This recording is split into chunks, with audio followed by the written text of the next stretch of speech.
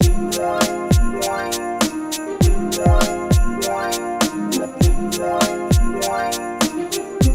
guys, this is my friend Bob. If you see Bob with me, it means it's that time of year again.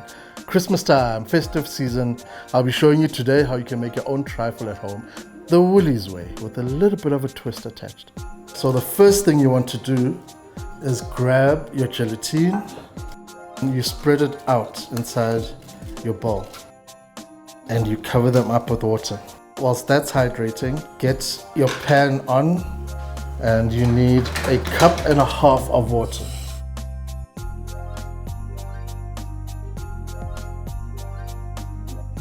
And you grab your hydrated gelatine and into your pan. Switch the heat off. You want the gelatine just to melt away now.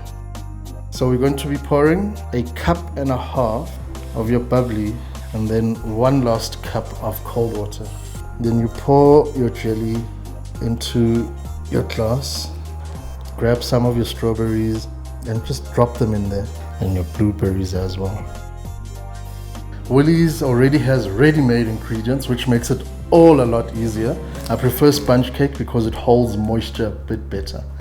See that beautiful marbling? The contrast of colors adds to the final look. This is why I like cakes that are baked in a loaf tin. They tend to be a bit more robust. We're going to grab our chocolate mousse. Make sure it gets in there well. So now we're going to add texture. We are using Woolies chuckles just to give it a beautiful look on the top, and who doesn't like chuckles? Come on.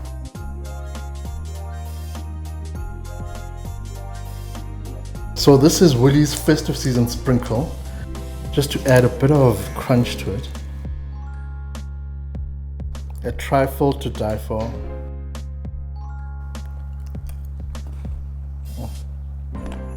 This is good. Like really, really good.